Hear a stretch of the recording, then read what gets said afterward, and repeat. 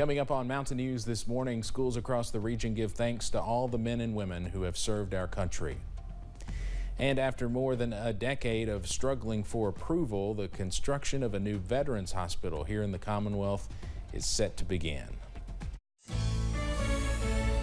Dedicated to Eastern and Southern Kentucky, this is WYMT Mountain News this morning.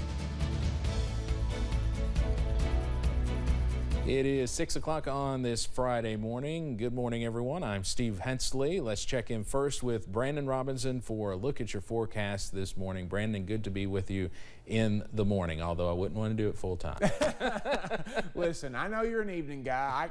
I'm kind of a switch hitter. I can, do any shift, but yeah, when you do evenings for a long time like you have, I can see how it'd be a little hard to transition over to this. I've never, ever been a morning person. Well, so. Listen, here's the thing. The good thing about it, it's dark when you came to work this morning. It's dark when you get home from work, at night. So there you go. That's right. It's kind of the similar thing.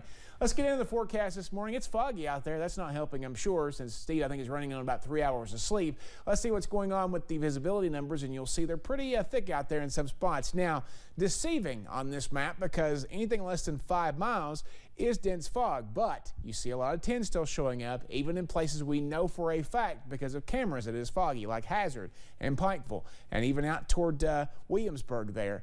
That's because the airports are in the higher elevations and the fog is down low. Temperatures falling there along the Kentucky, Tennessee, and Virginia borders. 36 Wise, 37 Jonesville, pair of 39s in Middlesboro and Jacksboro. So again, just be aware of that. And then temperatures everywhere else in the 40s. 59 is the average high. 59 is the forecast high. The record set back on this day back in 1985 of 73. Steve? All right, Brandon, thank you very much. Well, the NAACP and Friends of the Maple Grove Cemetery honored 2 Richmond veterans for their sacrifice and service. Yesterday's ceremony recognized the brave efforts of Private Robert Ballard and First Lieutenant Frank D. Walker. Both were born and raised in Kentucky. Ballard was a Buffalo soldier in the Western frontier from 1866 to 1951. First Lieutenant Frank Walker was a part of the Tuskegee Airmen, a group of black aviators who fought in World War II. Wreaths were laid at each of the men's graves. We have always had a long history as African Americans as being very patriotic to America. America may not have always been included us, but we have always shown a selfless service toward America. The ceremony also included singing, raising of flags, and a military salute. A Never Forget garden was dedicated at Veterans Park in Lexington Thursday. Lexington Mayor Linda Gorton, council members, Congressman Andy Barr, the Kentucky and Transylvania chapters of the Daughters of the American Revolution, the Veterans Park Elementary Chorus, along with veterans and their families, all came out yesterday to show their appreciation and continued dedication to those that have served by dedicating the Never Forget garden in the park. Lexington is doing everything it can to be welcoming to our veterans. Our Commission on Veterans Affairs works to identify ways to support, recognize, and honor our veterans. Thursday, Veterans Day, also marked the 100th anniversary of the Tomb of the Unknown Soldier at Arlington National Cemetery. Thacker Memorial hosted its annual Veterans Day ceremony, bringing dozens of people to Annie E. Young Cemetery in Pikeville. State Chaplain Lee Watt spoke to the crowd about the importance of service while highlighting the duty of every American to remember the prices paid. Watts, who served in the Air Force for 11 years, says it's important to show previous generations of veterans that their service was not in vain. He says Veterans Day will always make him think of those who served in Vietnam. When I came home from Baghdad, I came home to a hero's welcome. Those men did not. And because of what they went through coming home is the reason that me and my comrades in arms were able to come home to a hero's welcome. It's the one that they should have had. He says continuing traditions like the one at Annie E. Young Cemetery is a great way to keep the thankful spirit alive. Pikeville hosted its Veterans Day celebration yesterday, honoring hometown heroes by bringing in the future generation. WYMT's Buddy Forbes shows us how hundreds poured out to be part of the day.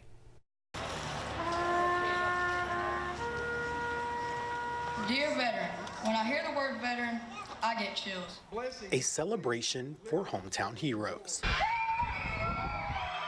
When the kids started chanting USA, I don't think there was a dry eye on the streets. Very moving. As students lined the streets in Pikeville, it gets you. It does. It's very heartwarming. As a thank you to the men and women. Thank you for serving so we can be free. Thank you for leaving so I can stay. Who put it all on the line. Every role in the military has a very important component of the whole thing, and people need to realize that. It doesn't have to be necessarily the guy out there pulling the triggers. Recognizing the local legends. It just brings so much energy, and I think it brought a lot of smiles on these veterans' faces today. From singing to signs. I just got a message from someone that had dementia, and he kind of found his banner out here, and that's all I can think about, really, the picture. You know, he saw himself, and they sent me a picture of him smiling, and they said he hadn't smiled in a long time, so that's kind of my reason. Showing those who have or continue to serve. And that is one of the things that I always tell veterans groups is they need to reach out and tell their stories. That their fight is never forgotten.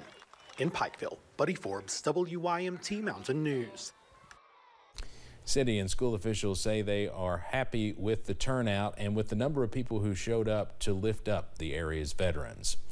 The Perry County School District gave back to veterans yesterday. Superintendent Jonathan Jett announcing on Facebook the district would provide free breakfast and lunch to those who served. This was not limited to one particular school, and it's something that Perry Central School nutritionist Alexis Martin says has been a tradition for some time. We've been doing it annually for as long as I can remember. I went to school at Perry Central, and I remember us doing it when I was in school. So we just continue the tradition. Mr. Jett, our superintendent, he loves to do it every year. My papa is a veteran, so it feels great to serve people like him and give them a free meal.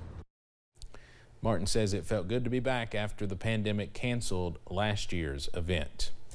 A VA hospital will finally be built in Louisville after more than a decade of work to get it approved. The 910,000 square foot high tech facility will provide health care for veterans in Louisville and southern Indiana. The new Robley Rex VA Medical Center will also include a women's health clinic. The nonpartisan effort to build the hospital had strong support from elected officials in the roughly 15 years it's taken to get to this point. Mental health is a topic discussed more and more in our society, but one community is often left out of this discussion: men.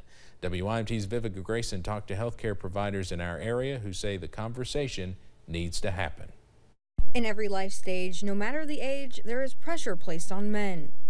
I think that men are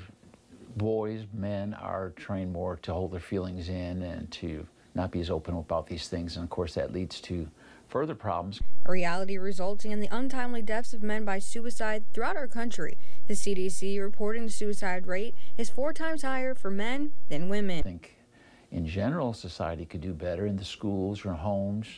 Talk to young people, talk to boys, I guess we're mainly talking about boys, and talk to them about feeling free to talk about what's troubling them, bothering them, and express emotions and identify those emotions. Staff at Kentucky River Community Care say it is important to realize the situation is dire, as COVID-19 helped shed light on an already known problem. I think, because of the COVID, people certainly want to talk to them, express more, increased amount of anxiety, depression.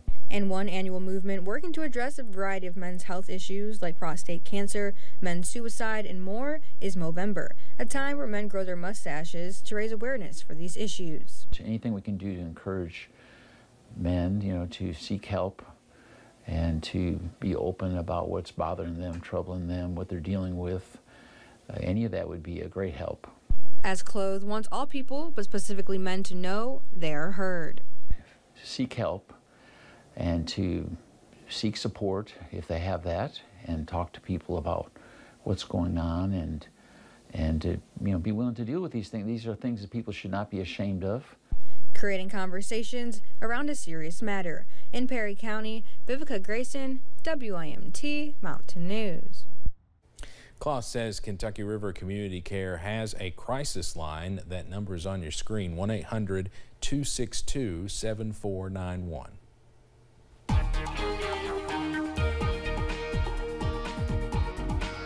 6:10 here on this Friday morning, and thank goodness it's Friday. We're looking at the forecast, and it's not as bad as it was last night and even parts of yesterday. The wind has calmed down a little bit, and the fog is not in the higher elevations, but it's definitely around in the lower elevations. Here's Buffalo Mountain right now, 43 up there, also 43 in Hazard, Logan, 43 in Somerset and Irvin, Moorhead 2, 37 in Jonesville, and 36 in Wise. 59 this afternoon, sun and clouds, more clouds later in the day, but we'll see some sunshine. And the headlines for the weekend, well, it's a back and forth forecast to say the least. It will be chilly at times, and we could see some bounce of wintry precipitation, especially in the overnight hours. Steve? All right, Brandon, thank you very much. When we return, an American journalist is sentenced to more than a decade behind bars in a prison across the sea.